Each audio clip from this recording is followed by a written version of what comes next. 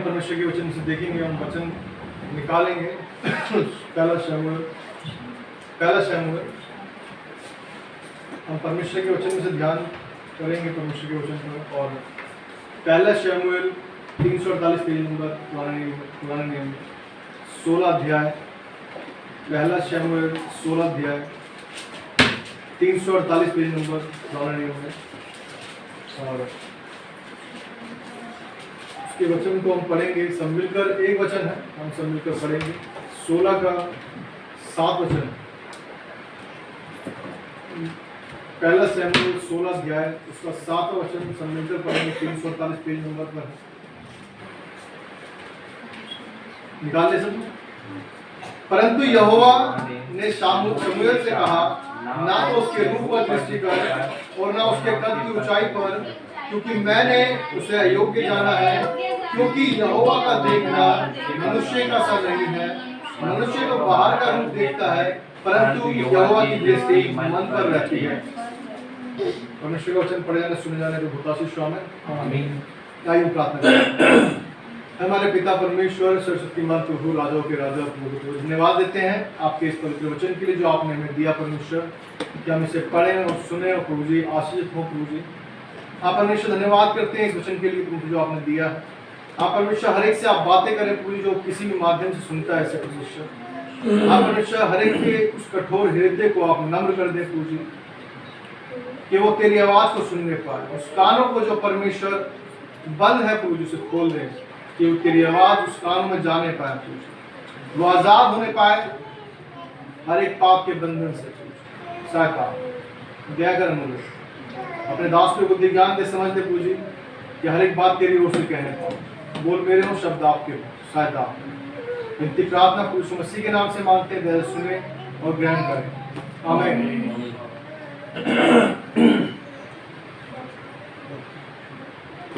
यहाँ परमेश्वर के वचन में देखते हैं, यहाँ हमने जो पढ़ा तो यहाँ इस तरह से लिखा है। हमने पहले भी वचनों को देखा है ना, हमने इन वचनों को पहले भी देखा और फिर एक बार इन वचनों को देखते हैं। और परमेश्वर हमें अलग अलग तरीके से अपने वचनों से बातें करता है। लिखा है, परंतु यहोवा ने शमूएल से कहा, ना तो उसके रूप पर दृष्टि कर और ना उसके कद की ऊंचाई पर, क्योंकि मैंने उसे अयोग्य जाना है। क्या कह रहा है परमेश्वर वचन? कि उस मनुष्य के लिए कह रहा है कि ना तो उसके कद की ऊंचाई पर और ना ही उसके रूप पर दृष्टि कर, क्योंकि मैंने उसे अयोग्य जाना है। लिखा है, क्योंकि यहोवा का देखना मनुष्य का सा नहीं। मनुष्य तो बाहर का रूप देखता है, परंतु यहोवा की दृष्टि मन पर रहती है। जो परमेश्वर है, परमेश्वर कहाँ देखता है? मन पर देखता है। हमारे उन कार्यों को देखता है जो हम गुप्त में करते हैं, है ना। दुनिया का सब कुछ करते हैं, सब दुनिया के आगे सब अच्छे होते हैं ना। हम कहीं रिश्तेदारी में जाते हैं, बच्चों को पहले सिखा दिया जाता है सारा सामान उठा लेना। चाय बिस्किट रखे होते हैं, बिस्किट मुट्ठी भर लेते हैं, जेब में रख लेते हैं। बच्चे करते हैं सब। माँ पहले सिखा देते हैं, ऐसा मत करना, कोई घर में आ रहा है तो ऐसा मत करना कि तुम खड़े खड़े चीजें देखते रहो, खेलते रहना। और जो बड़े होते हैं, बड़े भी जो घर में जैसा मर्जी रहते हैं, लेकिन उनके सामने आने के बाद हम अलग व्यवहार हो जाता है हमारा। आइए जी, आप लीजिए, चाहे पीछे से बात कर रहे हो, उसको देखा तुमने, लेकिन वो घर में आ रहा है तो आज क्या हो गया? आप हो गया। हम क्या है, हम सामने कुछ और पीछे होता कुछ और होते हैं। और परमेश्वर का वचन यही बता रहा है हमें कि मनुष्य का देखना बाहर का रूप देखना है, लेकिन मनुष्य जैसा देखता है परमेश्वर वैसा नहीं दिखता। परमेश्वर हमारे हृदय पर देखता है, हमारे उन कामों को देखता है जब हम अकेले में होते हैं। किसी ने सुना होगा ना कि खाली दिमाग शैतान का घर होता है ना, कहते हैं ना। क्यों होता है? फिर कोई देख नहीं रहा, हम अकेले में कुछ भी कर सकते हैं। लेकिन जब परमेश्वर देख रहा है, हमें ध्यान रखना है कि हम सब कैसे चल रहे हैं। याद रखिए, जब कोई नहीं देख रहा तब भी एक देख रहा है। वो कौन है? परमेश्वर। हमारा प्रभु अपने इकलौते पुत्र को क्यों भेज दिया? कि वो हमारे पापों से हमें रिहा करें। उसे पता है कि आज शायद हम कोट पैंट पहन के घूम रहे हो सकता है शायद हम अच्छे अच्छे लहंगे पहन के घूम रहे हो सकता है अच्छी अच्छी साड़ियाँ पहनते हो, सूट पहनते हो, अच्छे अच्छे शर्ट्स पहनते हो, टी शर्ट पहनते हो, कुछ भी पहनते हो, लेकिन जो खराबी है वो कहाँ पर है? अंदर, बाहर से नहीं। बहुत बार आपने देखा होगा, शायद आपने देखा, मैंने इस चीज को देखा है, जैसे बहुत से घर बाहर से वो खराब से हो रहे होते हैं, लेकिन अंदर घुस के जाके देखते हैं तो बड़े चमक रहे होते हैं। अंदर अच्छा पेंट है, एसी है, सोफे महंगे महंगे, बाहर कैसा भी है लेकिन अंदर बड़ा अच्छा है। और कुछ के घर होते हैं बाहर से बड़े अच्छे होते हैं, ये अंदर जाके देखते हैं कुछ सामान यहाँ पड़ा हुआ है, कुछ सामान यहाँ पड़ा हुआ है, कुछ सब कुछ बिखरा बिखरा पड़ा है। वो देखा ही नहीं देखा आपने? सब अभी देखा होगा आपने, देखा होगा और हमने भी देखा है। इंसान का जो कैरेक्टर कह सकते हैं, चरित्र कह सकते हैं, वो भी बहुत ऐसे होता है। बाहर से तो बड़ा अच्छा दिख रहा है, ठीक है, अंदर से कपट भरी हुई है, बैर भरा हुआ है, द्वेष भरा हुआ है, गालियां भरी हुई है, चोरी भरी हुई है, व्यभिचार भरा हुआ है। कौन देख रहा है? या तो आप जानते हैं या दूसरा परमेश्वर जानते हैं। और जब वो चीज ज्यादा बढ़ती जाती है तो परमेश्वर के साथ साथ आपके आस पड़ोस वाले जानने लग जाते हैं, जो आपके साथ रहते हैं वो जानने लग जाते हैं। वो चीजें क्या है? उजागर होने लगती है लोगों के बीच में, लोग जानने लगते हैं अच्छा वही वो चोर, हाँ वही। क्यों? क्योंकि आपने वो काम किए हैं। जब आपकी जो पाप है वो जो बढ़ते जाते हैं, जब आपकी इच्छाएं बढ़ती जाती हैं, तो आप पापों करते हुए क्या भूल जाते हैं कि हमें कोई और देख भी रहा है। ठीक है, आप बहुत से लोग को ऐसे देखेंगे जो बहुत खराब है, बहुत से लोग जॉब करते हैं, तो जहाँ पर जॉब करते हैं बहुत से लोगों को आप मिलोगे तो वो मालिकों की बुराई करेंगे ज़्यादातर। हमारा ये काट लिया, हमारा ये रख लिया, हमारा इतना मिलना चाहिए था, इतना रख लिया। ये हर कंपनी के अंदर ऐसा होता है, मोस्टली कुछ ही कंपनियों में जो अच्छी होंगी। क्यों? क्योंकि हम सब उस चीज को देख रहे हैं कि वो ऐसा काम कर रहा है, वो ऐसा काम कर रहा है। बहुत से लोग हैं रजिस्टर में क्या लिखते हैं? 10,000 सैलरी लिख रहे हैं, लेकिन हाथ में कितनी दे रहे हैं? 5,000 दे रहे हैं। जब तक आप नहीं जानते तब तक तो आपको पता है कि मेरी 5,000 ही सैलरी, लेकिन जैसे आपको पता चलता कि मैं 10 का हकदार हूं लेकिन वो मुझे 5 दे रहा है, तो क्या है? वो गलत हो गया ना। इसलिए मनुष्य का वचन यहाँ कह रहा है कि वो बाहर का रूप नहीं देख रहा, मनुष्य का रूप बाहर से नहीं देख रहा, वो देख रहा है अंदर से। आप अंदर से कैसे हैं? क्या सच में आप परमेश्वर के साथ चलने वाले हैं? क्या लोगों की भलाई ढूंढने वाले हैं, लोगों का भला करने वाले हैं, लोगों के साथ खड़े रहने वाले हैं? लोगों का खड़ा रहने का मतलब ये नहीं कि हम गलत के साथ खड़े हो जाए, अच्छों के साथ खड़े हो जाए। गलत के साथ खड़ा होना है, लेकिन उसको किसके लिए? सुधारने के लिए। मैंने एक बार बताया था आपको ना कि मैं गलती से ऑफिस के अंदर मीटिंग पार्टी दे रहा था लड़की की, और गलती से उन्होंने क्या है बियर मंगा लिया, और मैं सच में अपने आप में बड़ा इंसल्ट सा फील कर रहा था अंदर से कि सब पीने वाले हैं। मैंने सिर्फ चिकन के 2-4 पीस खाए थे, वो क्या होता है वो स्टार्टर्स जो होते हैं उसको खा के थोड़ा सा, उसके बाद मैं नीचे उतरता हूँ, मुझे ऐसा फील हो रहा था कि जो देखेगा मुझे वो क्या कहेगा, ये भी पी के आ रहा होता है ना सर। आपको जब अलग होना है तो आपको अलग दिखना पड़ेगा। अगर आप अलग दिखते हैं तो आपको अलग होना पड़ेगा। जब गेहूं आप छांटते हैं, आपने देखा होगा जब पंखा चलाते हैं ना, भूसा क्या है? अलग होता जाता है, और गेहूं क्या है? नीचे गिरता जाता है। अगर आपके अंदर की वो क्वालिटी है तो परमेश्वर का जब न्याय का दिन आएगा तो आप भी कैसे होंगे? नीचे गिर जाएंगे गेहूं के समान। और अगर आपके अंदर वो कर्म नहीं है, आपके अंदर वो काम नहीं है जो परमेश्वर ने आपसे चाहे थे, तो आप भी उस पंखे से क्या है? उड़ा दिए जाओगे। आप भी उड़ा दिए जाओगे। चाहे मैं हूं या आप हैं, क्यों नहीं है, हम क्या होंगे? उड़ा दिए जाएंगे। इसलिए परमेश्वर से यहाँ पर देख के जब पढ़ते हैं, मैं दोबारा पढ़ेंगे, मैं आपके लिए पढ़ता हूँ। हमने 7 पढ़ा और 6 वचन मैं आपके लिए पढ़ता हूँ। जब वे आए तब उसने एलियाब पर दृष्टि करके सोचा, निश्चय ये जो यहोवा के सामने है वही उसका अभिषिक्त होगा।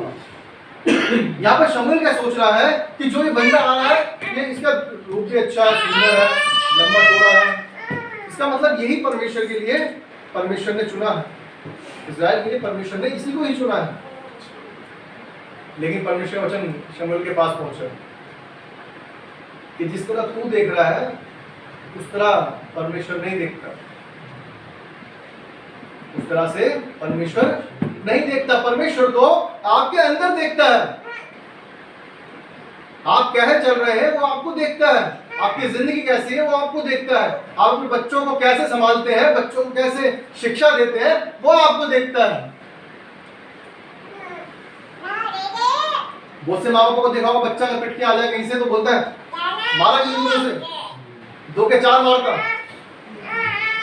हम ये नहीं जाएंगे करने के भाई बेटा किसने मारा तेरे को, उसने मारा, चलो ठीक है फिर बात करेंगे स्कूल में जाकर कि बेटा गलत बात है, ये नहीं करना। एक आप सेल्फ डिफेंस करते समझ में आता है कि हाँ बचने के लिए आपने लग गया गलती से गलत बात है, लेकिन आप लड़ना सिखाएंगे तो क्या सीखेगा बच्चा आगे के लिए, लड़ना ही सीखेगा। उसने 2 गाली बकी, मैंने 4 बक दी, तो गाली ही सीखेगा। मैं आपको बहुत बार कहता हूँ इस चीज के लिए, मेरे मुंह से बहुत सी गाली निकलती थी, लेकिन आज मेरी गाली कोई बके मुझे फर्क नहीं पड़ता, मैं तो सोचता ही नहीं कोई गाली है तो कोई बात नहीं, शायद जो चीज है वही बाहर निकलती है।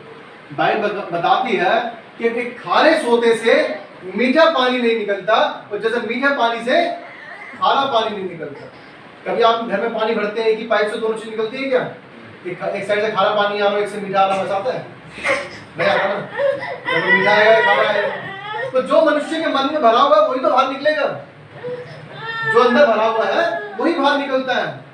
अगर आपके जीवन में गालियां भरी हुई हैं तो जब आपकी लड़ाई किसी से होगी तो आप गालियां बकेंगे, जब आपकी लड़ाई किसी से होगी तो आप डंडा ढूंढेंगे मारने के लिए, पत्थर ढूंढेंगे मारने के लिए, किस लिए?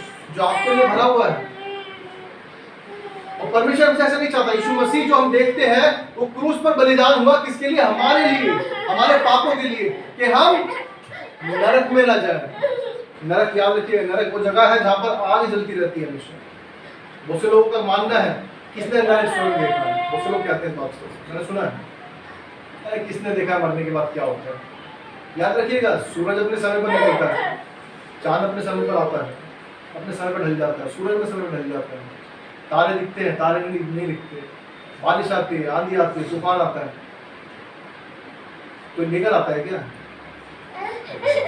तो मनुष्य लेके आता है, कौन लेकर आता है? परमेश्वर लेकर आता है। उसे भी कोई चला रहा है ना, तो ऐसा तो नहीं किसी को लगा रखा है हमने ड्यूटी पे कि भाई सुबह हो जाए तो सूरज को दिखाती हूँ, ऐसा करते हैं क्या? इस सृष्टि को चलाने वाला कोई है? जब सृष्टि को चलाने वाला कोई है, तो हम इस दुनिया में रहते हैं, हम कोर्ट में देखते हैं, जब कोई गलती कर देता है कोर्ट में जाते हैं, वहां पर न्याय होता है ना, न्याय होता है ना, तो इस दुनिया का भी न्याय होगा, इस दुनिया का भी न्याय होगा। यीशु मसीह इसलिए नहीं आया कि वो हम पर दंड की आज्ञा दे। हम जब देखते हैं यूहन्ना 3:17 में पढ़ते हैं, तो परमेश्वर का पुत्र इसलिए धरती पर नहीं आया कि वो हमें दंड दे, या हमें कोड़ों से मारा जाए, या हमें किसी और दंड को दिया जाए, लेकिन परमेश्वर का पुत्र इसलिए आया कि हम उस नरक से बच जाए, हम अपने पापों को मान लें कि हाँ प्रभु मुझसे गलतियां हुई है, मुझे क्षमा कर, ताकि मैं आगे से पाप ना करूं, मैं तेरे अनुसार चल सकूं। यूहन्ना 3:16 क्या लिखा है? क्योंकि परमेश्वर ने जगत से ऐसा प्रेम किया कि उसने अपना इकलौता पुत्र दे दिया, ताकि जो कोई उस पर विश्वास करे वह नाश ना हो परंतु अनंत जीवन पाए। तो नाश करने के लिए नहीं आया हमें बहुत बार ऐसा लगता है, हम दुनिया में देखते हैं लोगों में डर बिल्कुल भी नहीं है, क्योंकि उन्हें ये लगता ही नहीं है कि नरक और स्वर्ग कोई चीज है भी। उन्हें लगता है जब तक दुनिया में रह रहे हैं बस खत्म बात। आप ऑफिस में जाते हैं, कुछ काम करने जाते हैं ना, आप जॉब करते हैं, कोई जितने लोग काम करते हैं, जब जॉब पर जाते हैं तो क्या करते हैं? वहां जाके बैठ के 8 घंटे घर पे आ जाते हैं वापिस, 8 घंटे 10 घंटे जो भी घर पर जब काम पर जाते हैं, तो क्या हम सिर्फ खाली बैठकर घर पर वापस आते हैं क्या? या हमारा जो कंपनी का मालिक होता है वो हमें ऐसे बैठने के पैसे दे देता है? नहीं देता ना। जब वो फ्री में पैसे नहीं दे रहा, तो जो परमेश्वर ने नीचे भेजा है उसने भी तो कुछ काम रखा होगा आपके लिए। या सिर्फ सुबह उठना, नहाना धोना, खाना पीना, फिर जॉब पर चले जाना, फिर रात को आना, फिर खाना पीना और उसके बाद सो जाना और सुबह फिर वही काम करना। अगर जिंदगी में यही है तो फिर जिंदगी क्या है? अगर जिंदगी यही है तो जिंदगी है क्या? जब मालिक आपको पैसे की काम के बिना पैसा नहीं दे रहा, लेकिन हमारा परमेश्वर सब कुछ दे रहा है। हम गलत करते हैं, अच्छा करते हैं, सब कुछ देता है। बाइबल बताती है उसकी दृष्टि अच्छे और बुरे पर दोनों पर लगी रहती है। वो दोनों की देख रेख करता है, दोनों को खाना खिलाता है। उन पक्षियों को जो पक्षियों का कोई उगाने वाला नहीं है उनको भी खाना खिलाता है, तो तुम्हें क्यों नहीं खिलाएगा? वो खिलाता है। और दुष्ट क्या सोचता है कि मैं बड़ा भला हूँ, मैं बड़ा अच्छा हूँ। वो सुबह सुबह उठकर ऊपर वाले का नाम लेता है। जो गलत करते हैं वो भी ऊपर वाले का नाम लेते हैं और चोड़े होके लेते हैं। ऐसा लगता है सबसे ज्यादा ठीक है यही है, क्योंकि उनको लगता है क्योंकि हमारे पास पैसा आ रहा है। अगर मैं गलत होता तो मेरे पास पैसा ना आता। एक सोच बना रखी है लोगों ने ना, अगर मैं गलत होता तो मेरे पास पैसा ना आता। मैं सही हूँ जभी तो ऊपर वाला दे रहा है मुझे। लेकिन ये नहीं पता है, याद रखिएगा, शैतान का काम यही है कि वो आपके आंखों को बंद करना चाहता है। वो चाहता है कि आप अपनी पैसों से आंखों को बंद कर लो कि दूसरी चीज ना देखो, मत देखो कुछ भी। याद रखिएगा, पैसा जो है अंधा बना देता है इंसान को। शैतान जो है उसे पता है आज इंसानों को इसकी जरूरत है सबसे ज्यादा। आज ही जरूरत नहीं है, शुरू से जरूरत है। आप जब शुरू से देखते हैं तो पैसे की जरूरत हर किसी को रहती है। और शैतान सबसे पहला काम यही करता है, देश को पैसे का लालच, देश को पैसे का लालच। अगर कोई गलत है जो व्यभिचार में पड़ा रहता है, लड़कियों को देखता रहता है या लड़कियां लड़कों को देखते रहते हैं, वो उनको उस चक्कर में फंसा देता है। वो उनको भी ऐसे चक्कर में फंसा देता है कि जा तू भी इसके साथ में खुश रह। लेकिन किसकी तरफ ध्यान मत दे, परमेश्वर की तरफ ध्यान मत दे। क्योंकि उसकी तरफ तो ध्यान देगा तो क्या होगा, तेरा छुटकारा हो जाएगा। तेरा क्या हो जाएगा? छुटकारा हो जाएगा। और शैतान बिल्कुल भी नहीं चाहता कि आप उस छुटकारे में आए। याद रखिए, जब परमेश्वर के पास हम आते हैं हमारे पास परेशानी आने लग जाती है। क्यों आने लग जाती है? परेशानियां क्यों आने लग जाती है? जब परमेश्वर के पास आते हैं तो हमें परेशानी आने लगती है। क्यों परेशानी आने लगती है? क्यों परेशानी आने लगती है? क्योंकि शैतान को यह गवारा नहीं कि आप परमेश्वर के पास जाए। याद रखिए, जिसको दिक्कत नहीं है, शैतान को इस चीज से दिक्कत नहीं है कि आप पैसों में खेलें, लड़कीबाजी में खेलें, गलत कामों में फंसे रहें। उसको दिक्कत यहाँ पर है कि आप परमेश्वर के पास क्यों जा रहे हैं। उसको दिक्कत किस चीज से? आप परमेश्वर के पास क्यों जा रहे हैं। शैतान को देखिए, आपके अगर आपके पास सब कुछ है, सीधी सी बात है, शैतान को क्या चाहिए कि अपना खेलता रहे, बात करना। आजकल की जब नौजवानों को देखो, मेरा ऑफिस में एक बंदा है, मतलब मेरे से मतलब वैसे पोस्ट में छोटे हैं, लेकिन वो 55 के प्लस है, 55 के ऊपर उनकी एज। उन्होंने अपने बेटे को क्या दे रखा है, मैं सच बताऊं तो मैं भी इतना खर्च नहीं करता, मतलब ज़्यादा से ज़्यादा। लेकिन उन्होंने जो गेम खेलते हैं वो लाख रुपए का, उनकी सैलरी मुझसे कम है, लेकिन उनकी लाख रुपए का उन्होंने दे रखा है गेम खेलने के लिए। जो कानों में हेडफोन लगाते हैं तो 20-25 हज़ार 30 हज़ार रुपये के आते हैं, वो कान पे लगाने के लिए उन्होंने दे रखे हैं। अब जो बच्चा गेम में लगा हुआ है वो परमेश्वर की ओर क्यों देखेगा? वो तो कान में लगा के 12th क्लास में शायद उनका जो लड़का है, और वो लगा हुआ है अपना गेम में लगा हुआ है, बाहर घूमने में लगा हुआ है। और मैं जब तक जहाँ तक देखता हूँ मुझसे बोलते हैं उधर कि मोनू यार ये इसकी मेल कर दी मेरे को, यार इसका ये फंसे हो, मेरे पैसे फंस गए यार, इसका ये फंस गया। वो हमेशा उनको देखता हूँ फंसे ही रहते हैं। उनके पास क्रेडिट कार्ड्स हैं, वो क्रेडिट कार्ड्स में क्या लगे रहते हैं, इसकी पेमेंट इससे उसको कर दी, उसकी पेमेंट उससे उसको कर दी, अरे यार इसकी ये भरनी है, उसकी EMI भरनी है, इसका पैसा जाना है। वो लगे रहते हैं, इसमें फंसे रहते हैं। शैतान ने कहाँ फंसा रखा है? फालतू के कामों में फंसा रखा है, बच्चों को गेम्स में फंसा रखा है, फोनों में फंसा रखा है। और इंसान का चरित्र कैसा दिखता है? फिर वो वैसे ही हो जाता है जैसा शैतान। परमेश्वर तो चाहता है तुम उसके पास आओ। परमेश्वर तो बाहर खोल के खड़ा हुआ है कि तुम मेरे पास आओ तो सही। तो पढ़े मत्ती 11:28 पढ़े, कोई मत्ती 11:28, मत्ती 11:28। हे सब परिश्रम करने वालों, हे सब परिश्रम करने वालों, बोझ से दबे हुए लोगों, बोझ से दबे हुए लोगों, मेरे पास आओ, मेरे पास आओ, मैं तुम्हें विश्राम दूंगा। मैं तुम्हें विश्राम दूंगा। लेकिन हम क्या करते हैं, अपना बोझ अपने आप लेके चलते रहते हैं कि भाई मैं अपना बोझ अपने आप संभाल सकता हूँ, मुझे किसी की जरूरत नहीं है। याद रखिए, ऐसा करते हैं लोग ऐसा करते हैं कि मुझे किसी की जरूरत नहीं है, इसलिए ही लोग क्या करते हैं, गिरते जाते हैं, दबते जाते हैं, फिर उसके बाद लेट जाते हैं। याद रखिएगा, परमेश्वर आप पर बोझ डालने की बात नहीं कर रहा, वो कह रहा है कि हे सब परिश्रम करने वालों, जो तुम दुनिया में परेशान हो, शांति नहीं मिल रही, परेशान होकर घूम रहे हो, दिक्कत ही दिक्कत है हर जगह पर, मेरे पास आओ, मैं तुम्हें विश्राम दूंगा। विश्राम मतलब शांति, रेस्ट दूंगा, आराम दूंगा तुम्हें। ये आराम हमारे पास नहीं होता।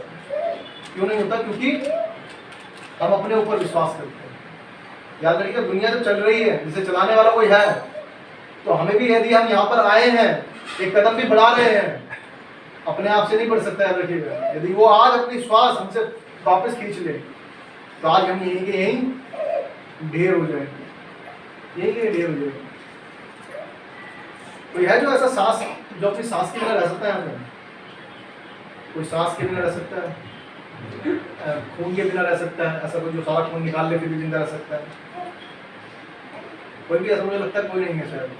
कोरोना के अंदर आपने देखा होगा, कोरोना देखा है ना आप लोगों ने, सारे बंदे किस तरह परेशान हो रहे थे, वो ऑक्सीजन दे दो, इंजेक्शन दे दो, मुझे कोरोना के ये कर दो, मतलब किसी तरह से बचा लो। उस ऑक्सीजन का सिलेंडर जिसकी वैल्यू 1000-1200 $2000 की नहीं है, वो लाखों में बिक रहा था। और परमेश्वर ने आपको सांस क्या है, फ्री में दे रखी है। और आज हम क्या कर रहे हैं, दिखावे में चल रहे हैं। हम अपने आप को बाहर से चमकाए जा रहे हैं, लेकिन अंदर से खाली पड़े हैं, बिल्कुल। इसलिए परमेश्वर वचन कह रहा है कि वो बाहर से नहीं देखता, वो अंदर से देखता है कि तुम्हारे अंदर क्या भरा हुआ है। बाहर से दुनिया देखती है, मैं चाहे कुछ भी काम क्यों ना करता हूँ, अगर मैं कोट पैंट पहन के किराए की गाड़ी लेकर एक बार महीने के अंदर एक बार गाड़ी ड्राइवर लेकर यहाँ पर उतर जाऊं, तो लोग सोचेंगे बड़ी जॉब करता हूँ। चाहे कुछ भी काम करूं, ये नहीं कह रहा काम कोई भी करे, सब परमेश्वर ने दिया, हमें मेहनत करने के लिए दिया है, वो बहुत अच्छी बात है। लेकिन लोगों की दृष्टि में क्या हो जाएंगे हम, यार कुछ तो बड़ा काम करता है। सीधी सी बात है, बहुतों की कार आती है, गवर्नमेंट ने दे रखी है, और ड्राइवर लेके जाते हैं, ड्राइवर लेकर आते हैं, और हमें क्या है हमारे माइंड में, ये सच में बड़े अच्छी जॉब पे लगा होगा, है ना, ऐसा करते हैं ना। लेकिन वो बाहर का दिखा तो देंगे हम, ऐसे ही हम अच्छा बन गया है, वो चर्च के अंदर आते तो ऐसे करते हैं, ओ परमेश्वर तेरे सिवा कोई नहीं, और बाहर निकलते ही मेरे सिवा कोई नहीं। होता है ना, किसी ने अगर थोड़ा सा अगर मार दिया किसी ने, देख के चल सकता हूँ, ऐसा होता है कि दुनिया है।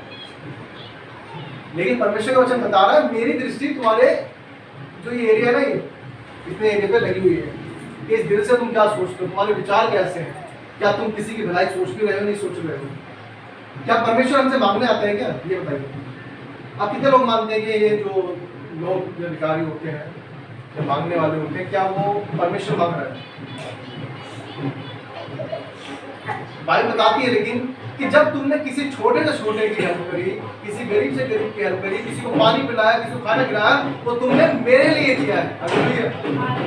यहाँ पर कोई भी भलाई का काम वेस्ट नहीं जाता, वेस्ट नहीं जाता। परमेश्वर का वचन बताता है, तुमने जो किसी के लिए किया, तुमने मेरे साथ किया। हालेलुया। छोटे से छोटे के साथ। लेकिन क्या सोच रही है, सिर्फ अपना बनाने में लगी हुई है। किसके लिए? अपने पीछे वालों के, कि मेरे पीछे मेरे बच्चे हैं वो खा लेंगे, मेरे पीछे बच्चे हैं वो खा लेंगे, और हमने इकट्ठा खुद कर लिया। उसके बाद हमें पता नहीं कि अगला दिन है नहीं है। बाइबल में जगह लिखा हुआ है कि एक व्यक्ति ने बहुत धन इकट्ठा किया और कहा अब आराम से शांति से खाऊंगा पीऊंगा, बहुत पैसा इकट्ठा करके, बहुत पैसा दुनिया भर का पैसा। और उसी टाइम क्या हुआ, ऊपर से दूत आया और कहा कि तेरा आज लास्ट दिन है। मजा आ गया होगा ना। इतना धन इकट्ठा कर लिया हमने, पूरा धन इकट्ठा कर लिया, कमरे भर दिए पैसों से, और आप बोल रहे हैं आप खाएंगे बैठ के, और उसी टाइम बोल दिया ऊपर वाले ने today is your last day, आपका लास्ट दिन है आज, अब कर लो क्या करना है। अच्छा तो लगेगा बड़ा, अच्छा लगेगा। पूरी जिंदगी तो हमने बिता दी, इसकी लाइफ बताती है कि अपने कल की चिंता ना करें, आज जो है उसमें आनंदित रहें। कल की चिंता खुद आप कर लेगा। हालेलुया। कल की चिंता में मत परेशान रहिए। देखिए याद रखिए, किसी ने कल का दिन देखा ही नहीं है। जो आज है वो आज है। क्या आज हमें ये पता है कि हम यहाँ से निकलने के बाद जीवित हैं? कितने लोग जानते जीवित रहेंगे? हमें नहीं पता अगला पल भी है या नहीं है, लेकिन फिर भी क्या है, हम इकट्ठा कर रहे हैं। इकट्ठा करना गलत बात नहीं, माइंड बताती है, सेविंग्स करना चाहिए। इतनी सेविंग्स ना करें कि इसके अंदर हम दूसरों के गले काट रहे हो, दूसरों के घर के पैसे छीन रहे हो। आज लोग ऐसे ऐसे बैठे हुए हैं कि अपने परिवारों के पैसे खा लेते हैं, दूसरों के घरों के पैसे खा लेते हैं, अपने भाइयों का हक नहीं देते, अपने बच्चों का हक नहीं देते। याद रखिएगा, कुछ लेकर नहीं जाता कोई दूसरा। सिकंदर जब मर गया, उसने कहा मैं जब मर जाऊं तो कब्र से मेरे हाथ यूं खुले होने चाहिए, बाहर यूं खुले होने चाहिए, कि दिखना चाहिए कि मैंने सब पर राज्य किया, लेकिन आज फिर भी कुछ लेकर नहीं जा रहा, खाली हाथ है। हालेलुया। लेकिन बाइबल बताती है धर्मी के धर्म के काम उसके साथ हो लेते हैं। जिसने धर्म के काम किए वो न्याय के समय बचा सकते हैं आप, कि हाँ परमेश्वर मैंने जैसा आपने कहा मैंने वैसा किया। एक वचन को पढ़ेंगे, मत्ती 3 अध्याय,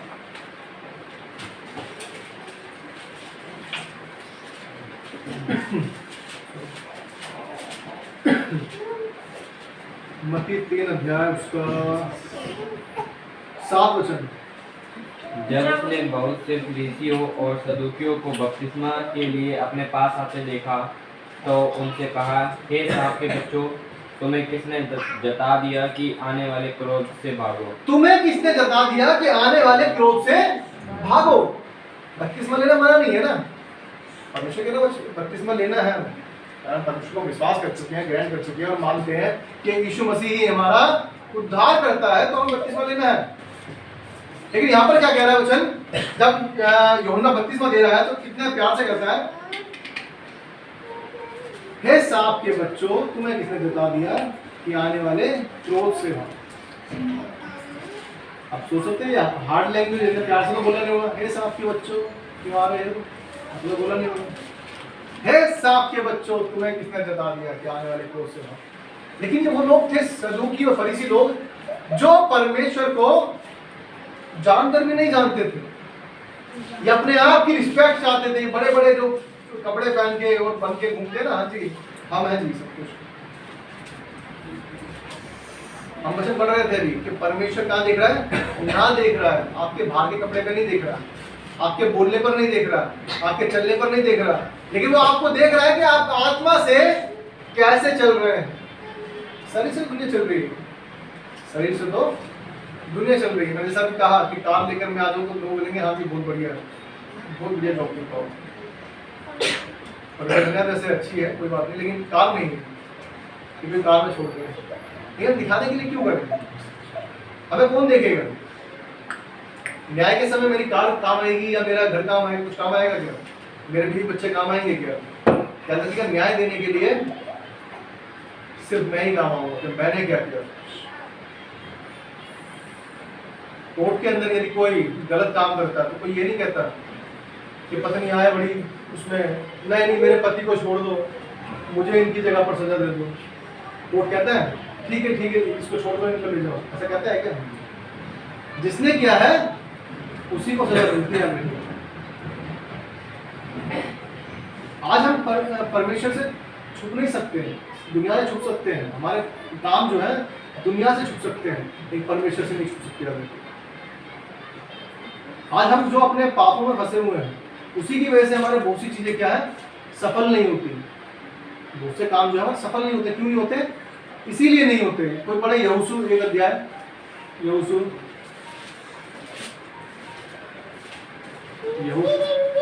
1 अध्याय पेज नंबर 263 उसका 8 वचन पढ़ेंगे।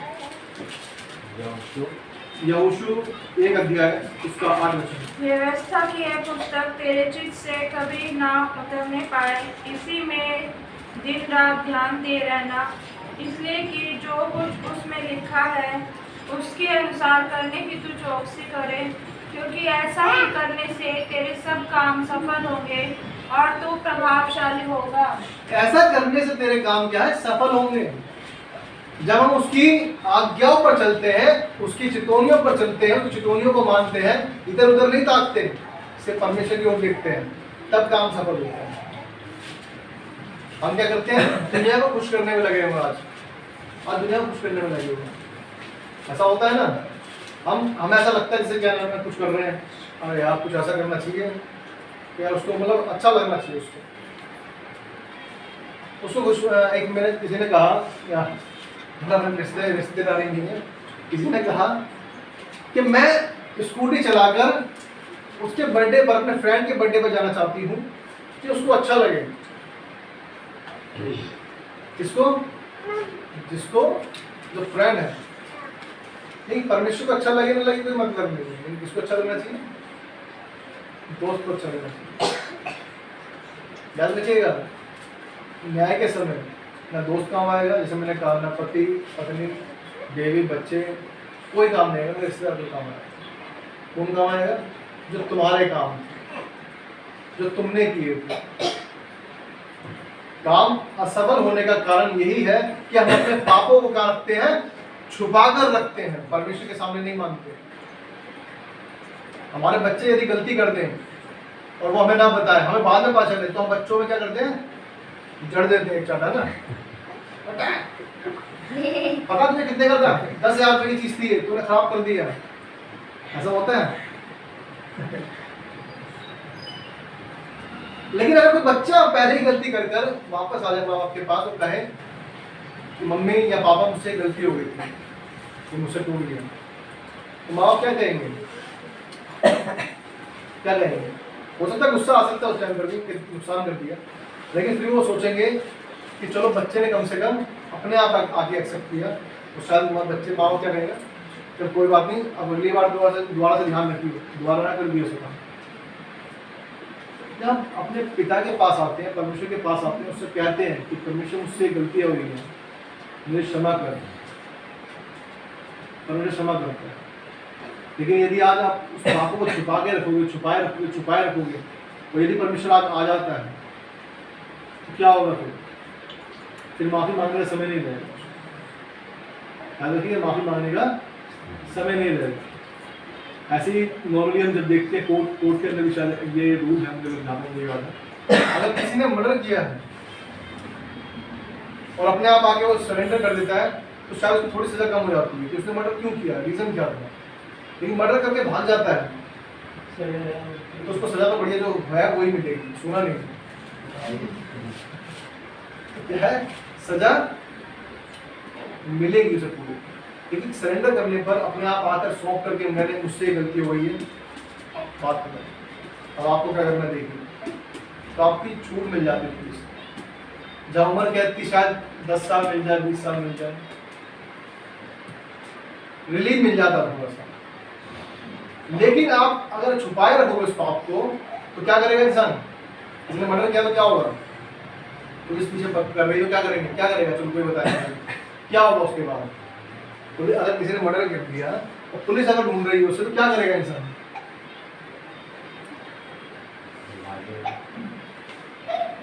भागेगा। हाँ सही बात है, भागना वही दुखता अंडा है वो कहीं भी। ये जो है क्या दुखता छुपता आने का मतलब छुपता वो भागेगा।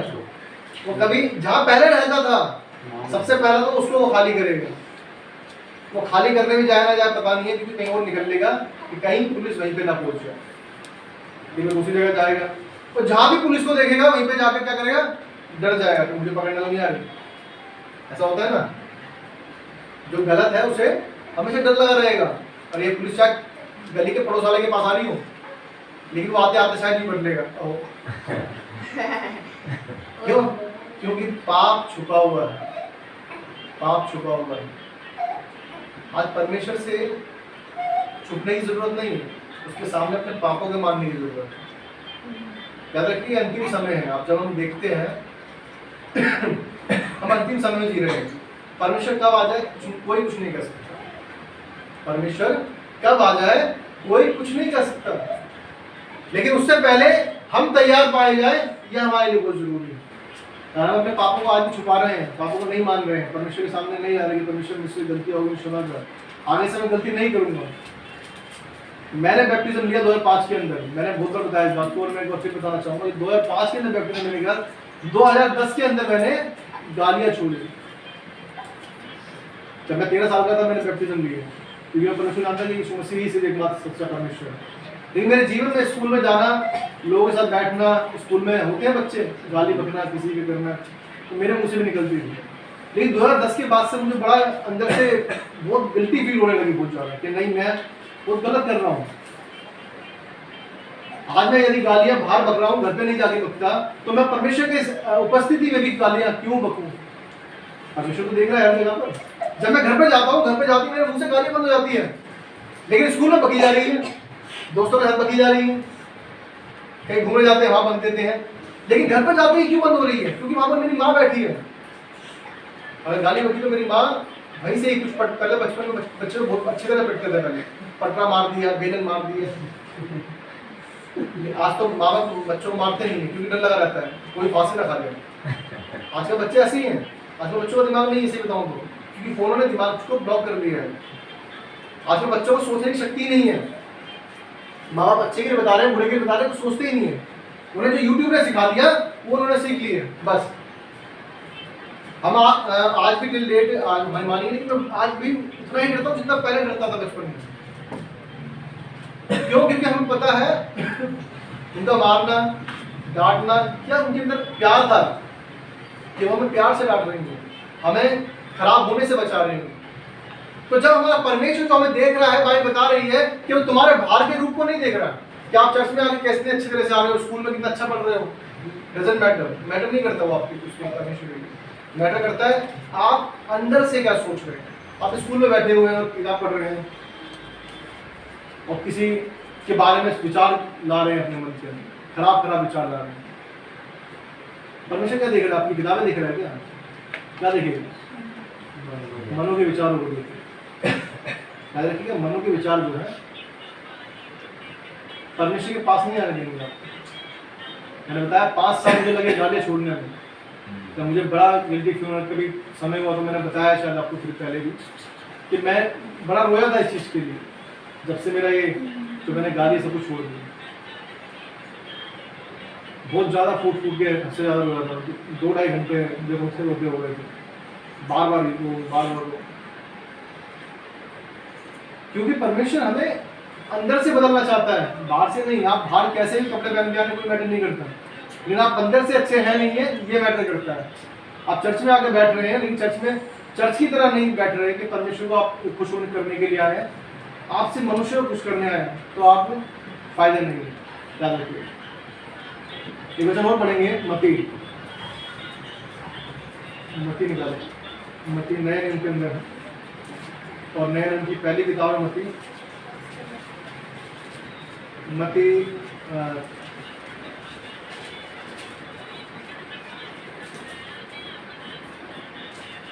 6 अध्याय और 9 पेज नंबर है, 9 पेज नंबर, नए नियम में 9 पेज। हाँ आगे वाली किताब से आगे हाँ मतलब पीछे हाँ निकाल लिया सबने। ये बाइबल जो है 2 भागों में बटी हुई है, इसलिए हमें उसमें रेड वाला बटन दिया होता है, उसे याद रखिए कहाँ से नया नियम है कहाँ से पुराना नियम है, उससे इजी होता है निकालना में। मती उसका 6 अध्याय उसका 16, 17 और 18 पद कोई भी पढ़े।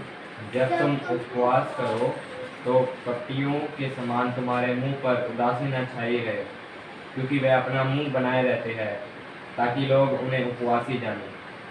मैं तुमसे सच कहता हूँ कि वे अपना प्रतिफल पा चुके। परंतु जब तू उपवास करे तो अपने सिर पर तेल मल और मुंह धो, ताकि लोग नहीं परंतु तेरा पिता जो गुप्त में है तुझे उपवासी जाने। इस दशा में तेरा पिता जो गुप्त में देखता है तुझे प्रतिफल तुझे देगा। प्रतिफल देगा। उपवास करने का बहुत से लोग दिखाते हैं ना, आज मेरा उपवास है, अच्छा, इसलिए थोड़ा थकावट सी फील हो रही है चेहरे पे। परमेश्वर नहीं बोल रहे, वो कह रहा उपवास ही यदि तू है तो मुंह धो, तेल लगा। कहने का मतलब ये नहीं कि मुंह धोने की कह रहा है,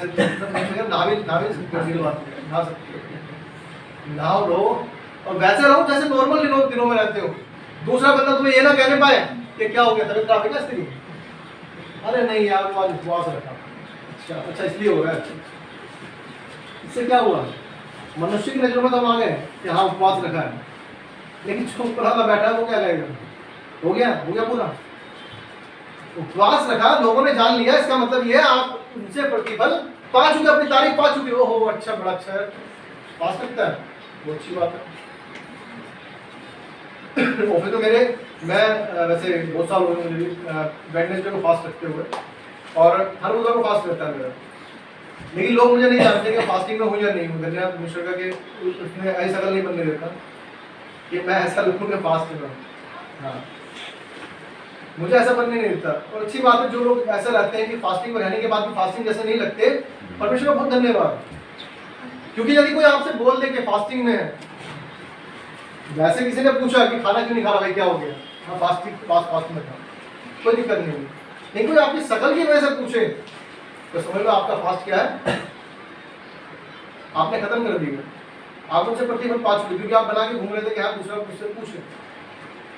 क्या आप फास्टिंग में रहते हैं, स्टार्टिंग करते हैं, थोड़ा फर्क हो सकता है, शायद पड़ जाए, लेकिन आप रेगुलर करते रहते हैं तो आप ठीक होते जाते हैं। कोई पूछता ना, मैं बोल देता मैं अभी नहीं, मैं तो कह रहा हूँ फास्ट है, फास्ट है तो फास्ट है, भूख का लगता है। ये 3 बजे खाती है खाना, जब मैं आ जाऊँ। नहीं अच्छी बात है, दुनिया परमेश्वर का परमेश्वर। पानी पियो, पानी भी 4 बजे, पानी भी शुरुआत में एक बारी बस 4 बजे, फिर 9 बजे खाना। ये अच्छी बात है, परमेश्वर का धन्यवाद। नहीं सच में परमेश्वर सामर्थ देता है, हाँ, परमेश्वर आपको सामर्थ देता है। मैं जैसे फास्ट रखता हूँ, मैं आप यकीन नहीं मानूंगा, मैंने बहुत बार ये बात आपको बताई है। चाय भी कितनी मम्मी के लिए बना दे, और चाय बस पानी पी ले। पानी प्यास, ये बहुत अच्छी बात है। मैं चाय पी लेता हूँ, लेकिन नहीं सच में मैं पी लेता हूँ, लिक्विड पी लेते हैं। लेकिन एक बार मैंने जूस पी लिया था, क्या होता है फास्टिंग में था, और मीनाक्षी गई थी शायद, मीनाक्षी ने कहा था कि नहीं कुछ ऐसा था कि नहीं पी लेना, तो मैंने मैंगो शेक मैंने बनाना शेक पी लिया, और उसके बाद मुझे ऐसा फील हुआ बड़ा कि जैसे फास्ट मैं खोल चुका हूँ, क्योंकि वो हैवी होता है। हाँ, बनाना शेक या वो जो कुछ पीते हैं वो हैवी होता है। आप पानी पी रहे हैं, चाय पी रहे हैं, कोई दिक्कत नहीं है उसमें, लिक्विड है। और अगर आप परमेश्वर आपको सामर्थ दे रहे हैं कि आपको पीने की जरूरत ही नहीं है, तो और अच्छी बात धन्यवाद परमेश्वर। लेकिन एक बार पिया मैंने तो मुझे हैवी लगा, मेरा क्या है, फास्ट टूट गया है, क्योंकि मैंने उस हैवी चीज़ को क्या है, बनाना शेक मैंगो शेक जो है वो हैवी हो जाता है। पीने का फिर मैंने उसका दोबारा कभी नहीं पिया, मैं नहीं पी, बस चाय और पानी पीता हूँ। और इसकी थोड़ी अच्छी बात है, जब मैं फास्ट में रहता हूँ मेरे को सर में दर्द नहीं होता, सही बताऊँ तो। और जिस दिन मेरा फास्ट नहीं है और अगर मैं भूखा रह लिया तो मेरा ऑटोमेटिकली थोड़ी देर बाद सर में दर्द स्टार्ट होने लगता है कि भूख खाना चाहिए, खाना तो दो भाई। खाने का इतना शौकीन नहीं हूँ मैं, लेकिन हाँ ये है कि जो मिल जाए खा लेता हूँ, लेकिन क्या है, खाना चाहिए। अगर लंच रह गया और कहीं बाहर चला गया तो सब दर्द हो जाता है। लेकिन जिस दिन फास्ट होता है, अब यकीन नहीं मानो, जिस दिन मैं पहले जिस जॉब में था, मैं जिस कंपनी में था, उधर मेरा काम पड़ता रहता था बैंक से, तो मुझे जाना पड़ता था, और हमेशा कि वो बुधवार को ही पड़ता था। बुधवार में क्या होता था, मेरा फास्ट होता था, और मैं जाता था, घूम के आता था बाहर से, और धन्यवाद परमेश्वर का वो हल्का दर्द नहीं होने देता था। हालेलुया, फास्टिंग में परमेश्वर संभालता है आपको। यदि आप परमेश्वर पर निर्भर रहते हैं तो परमेश्वर आपको लेकर चलता है। जैसा हमने वचन में देखा कि जब तू उपवासी हो तो तुझे उपवासी कौन जाने, परमेश्वर जाने, मनुष्य नहीं जानना चाहिए। आपके जीवन में जो कार्य हो रहे हैं, आप दुनिया को दिखाने के लिए नहीं, लेकिन मनुष्य को दिखाने के लिए नहीं, अपने दोस्त को दिखाने के लिए नहीं, परिवार को दिखाने के लिए नहीं, अपने पति पत्नी को दिखाने के लिए नहीं, बच्चों को दिखाने के लिए नहीं, लेकिन किसको दिखाने के लिए, तो परमेश्वर आपको जाने कि आप उपवासी हैं। आप उपवास रखते हैं, वो अच्छी बात है, बच्चे सीखेंगे कि हाँ मेरा माँ बाप सीखते हैं तो मेरे बच्चे भी करेंगे। मेरी बेटी मुझसे बोलती है पापा मैं भी उपवास रखूँगा, मतलब बेटा थोड़ी कोई बड़ी हो बाद में रख लीजिए, तो छोटी है अभी, मैं उसे बोलता हूँ कोई थोड़ी देर रह लिया, कोई दिक्कत नहीं।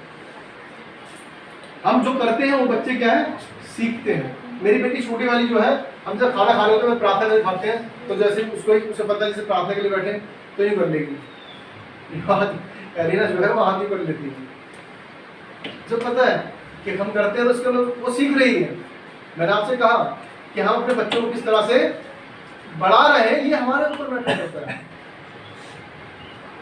जैसा आज आप बनाएंगे उनको, कल वो आपको वैसा ही फल देंगे। एक दोहा शायद आप लोगों ने सुना होगा कि क्या होता है वो, बोया पेड़ बबूल का, बोया पेड़ बबूल का, तो आम कहाँ से आए? बबूल में आम उगते हैं क्या?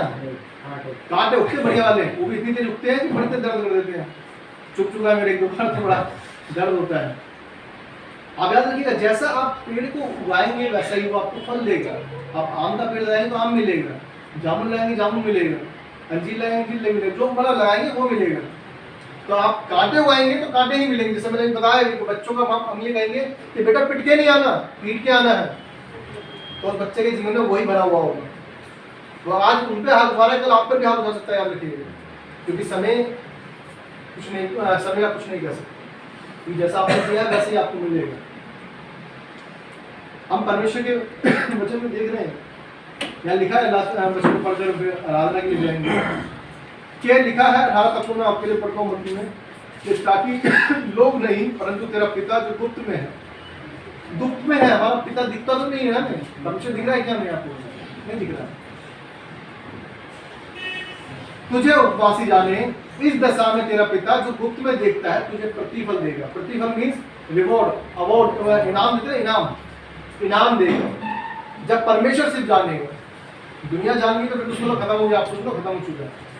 क्योंकि आपने क्या है, दिखाने के लिए, दिखावे के लिए अपने काम को कर, परमेश्वर के लिए नहीं कर। यदि आप परमेश्वर के लिए काम करोगे तो परमेश्वर आपके लिए काम करेगा। हालेलुया। इसलिए आज हमें जो हमने सीखा, जो हमने शैमुएल में देखा, इस लास्ट वचन को पढ़कर हम फिर आराधना में जाएंगे और पढ़ेंगे पहला शैमुएल 16 अध्याय, उसका 7 पद मैं आपके लिए पढ़ता हूँ, मैं आपके लिए पढ़ता हूँ। परंतु यहोवा ने शमूएल से कहा, ना तो उसके रूप पर दृष्टि कर और ना उसके कद की ऊंचाई पर। परमेश्वर ना आपके लंबे चौड़े कद को देखता है, ना आपके रूप को देखता है, ना आपके पैसे को देखता है, ना धन दौलत को देखता है, कार को देखता है, ना बंगले को देखता है, किसी को नहीं देखता। किसको देखता है? लिखा है, क्योंकि मैंने उसे अयोग्य जाना है। भाई बता रही, उसको अयोग्य जानना परमेश्वर, जिसके पास धन संपत्ति सब कुछ है, परमेश्वर के लिए अयोग्य है। लिखा है, क्योंकि यहोवा का देखना मनुष्य का सा नहीं है, मनुष्य तो बाहर का रूप देखता है, परंतु यहोवा की दृष्टि मन पर लगी रहती है। आप अगर लास्ट बात खत्म करके मैं आराधना में जाएंगे, आपने देखा होगा, हम जितने लोग रिश्तेदारी में जाते हैं, अगर हम गरीब हैं, मतलब कुछ लोगों से गरीब है, देखो सब तो अमीर नहीं होते, अब मैं भी थोड़ा ठीक हूँ तो सही, अच्छी बात है, लेकिन मैं कहीं जाता हूँ तो मेरे से अमीर भी बहुत से लोग हैं ना, मतलब मेरे से अमीर नहीं, मतलब बहुत ज़्यादा लोग अमीर हैं। अगर मैं जाऊँगा तो मुझसे ऐसा व्यवहार करें, अरे इसके पास तो कुछ नहीं है, इसलिए वो महत्व नहीं देते आपको। एग्जाम्पल बता रहा हूँ, ऐसा हुआ नहीं मेरे साथ में, जैसे कि महत्व नहीं देते आपको।